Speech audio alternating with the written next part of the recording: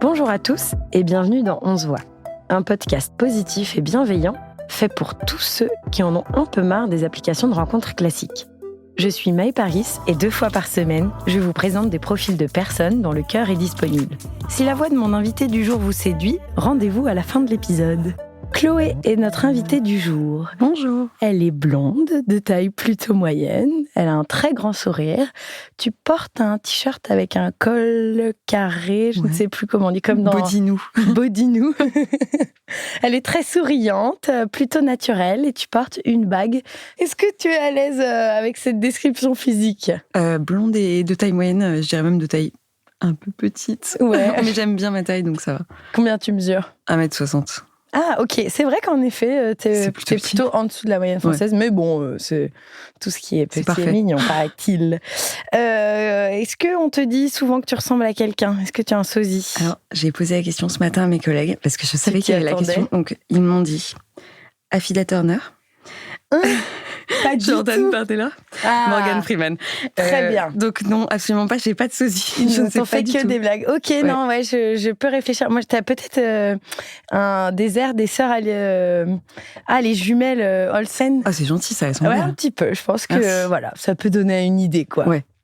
Bon, on va parler de toi maintenant. Et surtout, j'aime bien demander l'endroit où on grandit. Je trouve que ça peut parfois expliquer les goûts qu'on développe en grandissant. Par exemple, pour un climat, une cuisine, une manière de vivre.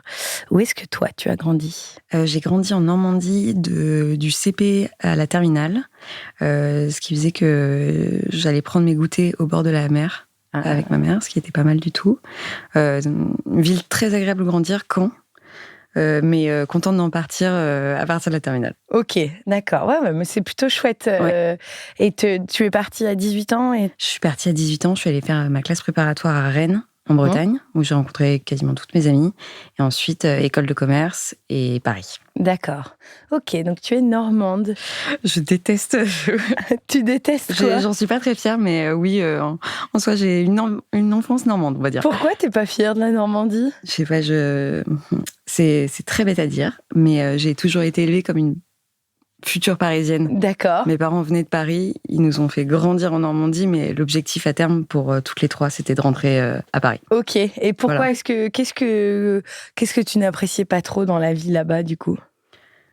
C'est plutôt qu'est-ce que j'aime dans Paris et le côté grande ville. Ok. Trop Toi, t'es petit. vraiment t'aimes être dans des grands espaces, entouré de gens inconnus. Ouais, exactement. J'aime bien le côté, la vitalité d'une grande ville. Et quand ça m'allait bien pour grandir, même si c'était petit espace et tout. Mais j'aime bien avoir d'un côté, de vivre dans une grande ville. Ça me plaît beaucoup, de pouvoir rencontrer beaucoup de gens. J'aime bien. Ok. Et en même temps de pouvoir m'en extraire de temps en temps le week-end pendant les vacances et d'aller vraiment dans la nature. D'accord, pouvoir faire un peu les deux, quoi. Ouais, exactement. Et quand tu avais 10 ans, c'était qui ta star préférée ? Britney Spears. Ah, si j'avais 10 ans, je pense que, Britney Spears. Sans hésitation, tu redansais sur ses chorés. Ouais. Elle était belle. Et maintenant, maintenant, elle est un peu moins... Non, c'est horrible. Maintenant, c'est qui ta star préférée ? Celui que j'irais absolument voir en concert, ce serait The Weeknd. Ah, ok. Je suis une fan complète. Inconditionnelle. Exactement. Très bien, très bien. Et à l'heure où là, on enregistre, on est juste après la pause déj. Qu'est-ce que tu as mangé ce midi ? J'étais à la cantine de mon entreprise. Ok. Est-ce que tu aimes les cantines ? Je l'aime parce qu'on est avec nos collègues et que c'est le moment de rire un bon coup. Ok. Parce que moi, je voue une petite passion pour les cantines. Bah, en fait, je trouve ça assez rigolo d'avoir des options d'entrée. C'est pas comme aller choisir sa pause déj, quoi. On te propose des choses variées. Exactement. C'est la surprise tous les jours. Voilà. Non, elle est très bonne. Elle est assez lumineuse. Et puis surtout, on fait des grandes tablées de collègues où on se marre bien. Et qu'est-ce que tu as mangé du coup exactement ? Non mais c'est la honte. J'ai mangé du boudin noir, ce qui est un peu connoté, mais j'adore ça vraiment. Et c'était mon plat plaisir du vendredi midi. D'accord, très bien. Est-ce que c'est représentatif de ce que tu manges au quotidien ? Non, pas du tout. Chez toi, tu manges quoi le soir ? Alors déjà, j'ai appris à faire beaucoup de cuisine moi-même. Donc je fais beaucoup de tartes et de salades. D'accord. Donc plutôt j'essaye de mettre le plus de légumes boudin possible. le midi, healthy le soir, quoi. Ouais, on est sur 2 salles, 2 ambiances. Et dans ta vie, c'est quoi la chose la plus chelou que t'aies déjà mangée? Je sais pas, un voyage à l'étranger, ou pas d'ailleurs. Hein. Dans certaines de nos régions, on peut être amené à manger des choses farfelues. Non, franchement, je me souviens pas de trucs. T'es plutôt vaillante, enfin courageuse sur la nourriture en général? Tu testes? Ouais, j'ai envie de savoir. Ouais. Ouais, j'ai envie de savoir. En fait, j'ai fait quand même 6 mois d'échange en Chine et donc on mange. Enfin, ce qui est très très bon, c'est de manger dans la rue directement dans les. Ouais. Je sais plus comment on appelle ça, mais et donc tu vois tout le monde aller à tel ou tel stand et donc tu suis. Donc effectivement, je pense que je me suis pas trop posé la question de ce que je mettais dans ma bouche. Oui, manger dans la rue, c'est pas quelque chose qui te dérange, quoi. Non, mais c'est hyper huileux, hyper. Enfin, non, c'est horrible. Mais Il vaut mieux pas savoir ce qui se passe derrière. Ils ont pas les mêmes limites que nous, quoi. Non, les mêmes normes d'hygiène, c'est sûr. Mais souvent, c'est là-bas qu'on mange le mieux, en vrai. Ouais, donc. en vrai, j'adore les plats asiatiques, de manière générale.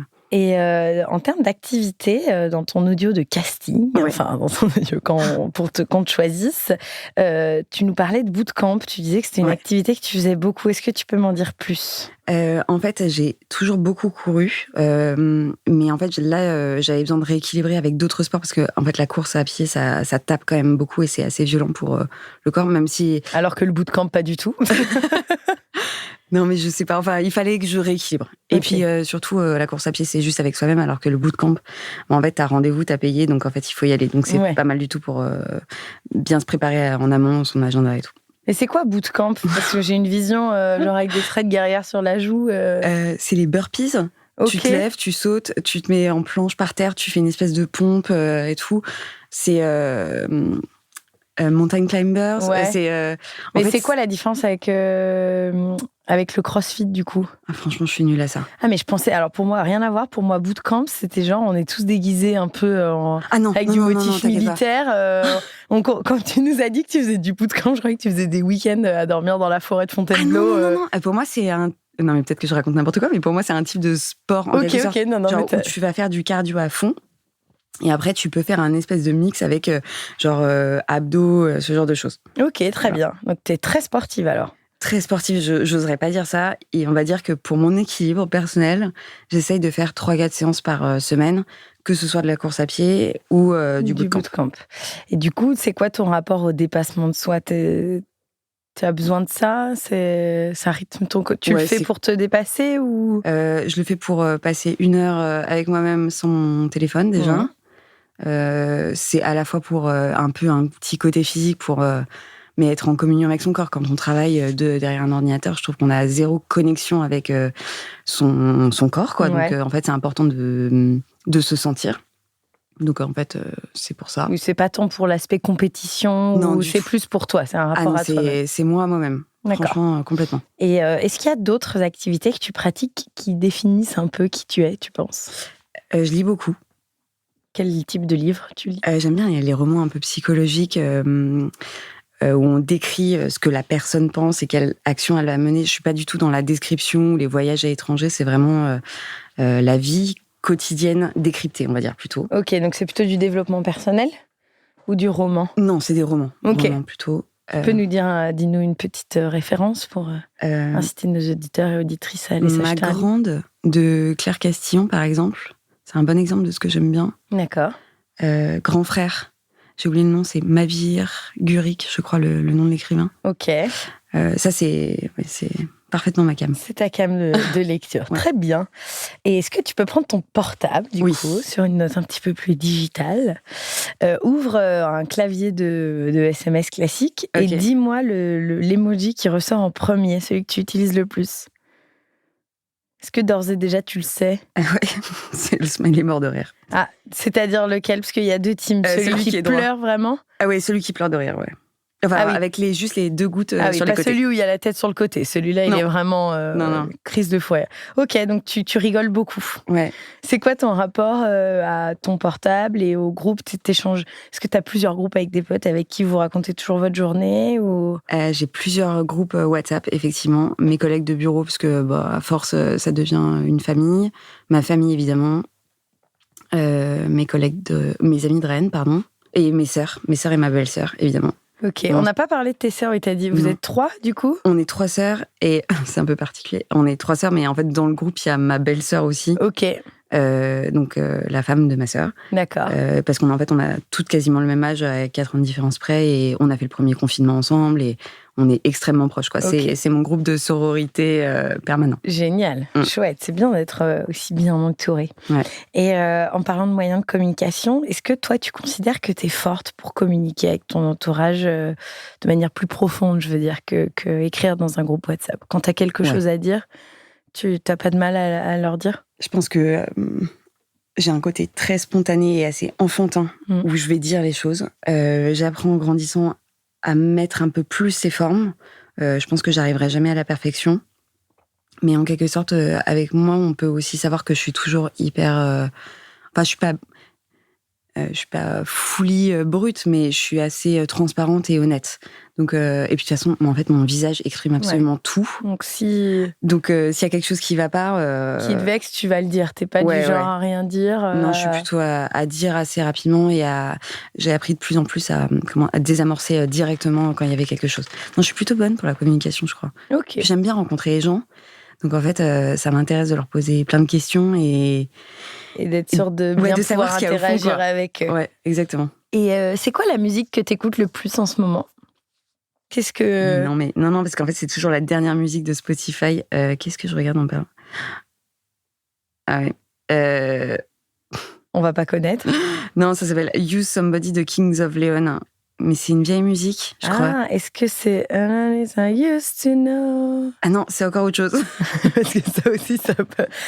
Mais à mon avis, ça devait être la même époque. Ok, t'écoutes beaucoup de musique anglophone, du coup, plutôt? Ouais, très anglophone. Ouais, quasiment pas de français. Et quand tu lis des romans en français ou en anglais, du coup, plutôt? Français, évidemment. Ok, très bien. Et on est une génération qui se pose beaucoup de questions sur ce qu'on veut faire de notre vie. Ouais. Est-ce que tu me regardes avec un œil en disant qu'est-ce qu'elle va me demander? Toi, si tu devais changer de vie, tu ferais quoi? Si tu ne prends pas en compte le critère géographique ou économique, elle ressemblerait à quoi ta nouvelle vie là? Je regrette un peu de pas être devenue alors spécifiquement urgentiste. Parce qu'en fait, j'ai jamais eu peur de la médecine, du corps humain. Ça m'a toujours intriguée. En fait, ma mère est médecin et en fait, je sais pas, je me suis pas sentie de faire des études de médecine. Et en fait, j'ai toujours le cœur qui bat quand une ambulance passe à côté de moi en me disant « Putain, tu pourrais être utile et tu l'es pas. » Et tu fais quoi dans la vie, du coup? Je suis chef de projet chez Chanel. À contre-pied, ok, oui, donc rien à voir. Je sauve pas des vies, très clairement. On mange du boudin chez Chanel le vendredi midi. Ok, mais donc en effet, urgentiste, ça aurait été à l'opposé de... Ouais, à l'opposé total. Je pense que j'aurais développé un plus grand sentiment d'utilité. Mais il est jamais trop tard. C'est long, hein. Quel âge tu as? J'ai 33. Ok. Ouais, et pour être urgentiste, c'est des études de médecine complètes aussi? Ouais, et avec spécialité. Ok. Maintenant, c'est vraiment trop tard. Je me suis posé la question il y a 5 ans.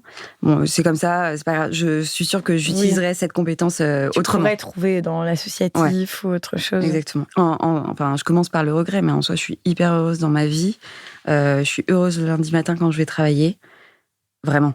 Ouais, vraiment. Donc finalement, toi, tu te dis pas tôt que t'aimerais changer ta vie pour une autre. T'es bien contente avec celle que tu as. Elle m'apporte plein de choses. Très bien. Je sais pas si tu as vu, mais Gilles Lelouch va sortir à la fin de l'année un film qui s'appelle L'amour ouf. Au casting, il y a notamment François Civil et Adèle Exarchopoulos. Et à Cannes, il y a plusieurs journalistes qui ont demandé au casting de dire « C'est quoi pour toi l'amour ouf ?» À quoi ça correspond l'amour ouf? Donc je te le pose, toi, cette question. L'amour ouf, du coup, c'est quand tu te mets pas de limites et que tu vas très vite et très fort. Mais en fait, je crois que c'est plus ce que je vise aujourd'hui. Enfin, je l'ai eu. Je chercherais plutôt l'amour... En fait, je suis pas chiante, hein. Ouais. mais je cherche plutôt un truc apaisé, équilibré. Ok. Je suis plutôt dans une phase de ma vie où, en fait, j'ai enfin réussi à construire mon équilibre personnel et je sais exactement quoi mettre dans mon agenda pour être bien tout le temps. Et en fait, j'aimerais trouver un amour qui contribue à ça. Et qui soit périn, plus que ouf et qui passionnel. me déséquilibre pas. D'accord. Bon, alors par contre, parfois l'amour, ça risque de te déséquilibrer d'une manière ou d'une autre, parce que c'est comme peu de choses dans la vie, c'est pas palpable. Mais ok, je comprends ce que tu veux dire. Toi, t'es plutôt partisane d'une relation plus posée, plus pérenne sur le long terme. Ouais, exactement. Ok. J'ai hyper envie de découvrir un nouveau monde. Une nouvelle personne, des choses qu'il aime. Je suis assez adaptable et assez sociable, donc tout ça fonctionne bien. Mais tant qu'on me déséquilibre pas complètement dans toi, ce que tu aimes faire, exactement. Et tes petites habitudes. T'es célibataire depuis longtemps ? Un peu plus d'1 an. Ok, donc et tu vivais avec la personne, ouais, je vivais avec la personne. Ok, ouais, donc tu as quand même aussi déjà vécu vraiment en duo, et maintenant que tu revis seule, tu sais ce que tu n'aimerais plus avoir, quoi. Exactement. Comme quoi, notamment, dis-nous un exemple. Le ménage, c'est à 2. Ça, c'est un classique. Ouais, ok. Bon, par exemple, juste, tu voudrais quelqu'un avec qui ça serait égalitaire en tout point. Ouais, j'aimerais bien. Après, j'apprends à faire la cuisine, mais si la personne peut faire la cuisine, c'est mieux. Voilà, parce que les tartes, c'est bon, quoi. Et au contraire, qu'est-ce que ton ex a pu t'apprendre dont tu es reconnaissante dans la vie ? Sur toi, sur les relations amoureuses, sur la vie ? Beaucoup à m'affirmer, je pense. Ouais. À te donner confiance en toi ? Ouais, vraiment à me sentir aimée et complète. Ok, très bien. Bon, bah c'est bien, c'est des bonnes bases de... Ouais, c'était une belle relation. Hein. Et quelle qualité a ta meilleure amie ou l'une de tes sœurs que tu aimerais que ton mec ait aussi ? Interdit de dire l'humour, parce que tout le monde dit l'humour, et en fait, on s'est rendu compte que l'humour, c'était très personnel, donc ça veut un peu tout et rien dire. Il y a une qualité qui m'attire beaucoup, à la fois chez les personnes et chez un homme. C'est les gens qui sont sûrs d'eux, qui sont un peu le côté rock, qui peuvent discuter, bien sûr, mais en fait, qui dégagent cette certitude d'eux-mêmes. D'accord, ok. Alors, un mec rock qui ne va pas déstabiliser ton quotidien, ta requête est compliquée. Mais tu veux quelqu'un de plutôt stable aussi, qui a fait les mêmes réflexions que toi dans ta vie ? Ah ouais, complètement. Ouais. Ah ouais. Je suis pas infirmière et je suis pas maman, donc... Ouais, tu veux quelqu'un qui sache... Là, tu vas me dire que je deviens hyper chiante, mais non. Ah non, je le dirais pas du tout, et t'as bien raison de dire ce que tu penses. Non, mais quelqu'un qui a fait son introspection, qui se connaît, quoi. Qui est prêt. Ouais. Très bien. Et en termes de critères physiques, est-ce que tu veux nous faire une petite franchement, recommandation ? Ok. J'en ai pas. C'est très rapidement, je trouve que le caractère prend le pas... ce que dégage la personne prend vraiment le pas sur le physique. D'accord. J'ai pas des gros répulsifs ou quoi que ce soit. Donc, non. Très bien. Sûr de lui. Partout. C'est important. Très bien, c'est noté. Bon, tu es prête pour que je t'enchaîne des questions ? Ouais, vas-y. Tu mets plus ou moins de 15 minutes à te préparer le matin ? Plus. Plutôt polar ou roman d'amour ? Polar. C'est quoi ton signe astro ? Cancer. C'est quoi les surnoms que te donnent tes potes ? Minou, ma famille, et Claudine, mes amis. Tu préférerais te trouver plus belle ou plus intelligente ? Plus intelligente. Ketchup ou mayo ? Ketchup. Pour les vacances, tu préfères rando ou hôtel tout inclus ? Rando. Tu pleures au cinéma ? Ouais. Sur une échelle de 1 à 10, t'es maniaque du ménage à combien ? 6. On sent que ton ex est en sueur en écoutant ce podcast. Est-ce que t'as déjà menti pour t'échapper d'un date ? Oui. Est-ce que Mais pas m'échapper méchamment. Je respecte 1 heure. D'accord. Ok. Mais au bout d'un moment, voilà. Ouais, j'ai une raison. Ouais. Est-ce que tu pourrais vivre une relation à distance ? Oui. Tu te couches à quelle heure le soir en général ? 22h30. Tes céréales préférées ? Elle est trésor. Est-ce que tu as un animal de compagnie ? Bien sûr. Comment il s'appelle ? Umtiti. C'est quoi comme animal ? C'est un petit chat noir. Très bien. C'est l'amour de ma vie. On va s'arrêter sur cet amour de ta vie en espérant te trouver un second qui aimera ton chat. Ouais. Voilà, on arrive à la fin de notre échange. Est-ce que tu veux en dire plus sur toi ou sur le type de relation que tu cherches ? Je pense que tu as bien... Pour moi, la vie, on est là pour se marrer. Ouais. Donc, trouver quelqu'un avec qui me marrer. Très bien. Merci pour toutes ces confessions. Merci à toi. Et merci aux auditeurs et auditrices qui nous ont écoutés jusqu'au bout. Si le profil et la voix de Chloé vous intéressent, si votre idéal, c'est la Parisienne saine et sportive, si vous aussi vous cherchez une relation apaisée et équilibrée, et si par hasard, vous aussi vous avez très envie d'aller au concert de The Weeknd, rendez-vous dans la partie J'ai un crush de notre page Instagram 11 voix. Vous pourrez écrire directement à Chloé et elle choisira ou non de vous répondre. Et vous, chers auditeurs et auditrices, n'oubliez pas de nous mettre 5 étoiles et de vous abonner à 11 voix pour ne rater aucun prochain épisode. Merci Chloé, à bientôt. Merci beaucoup. À bientôt dans On se voit. On se voit est un podcast original imaginé par Maë Paris et Jérôme Lavilla. Merci aux équipes Engel de nous produire et de nous accompagner dans cette aventure.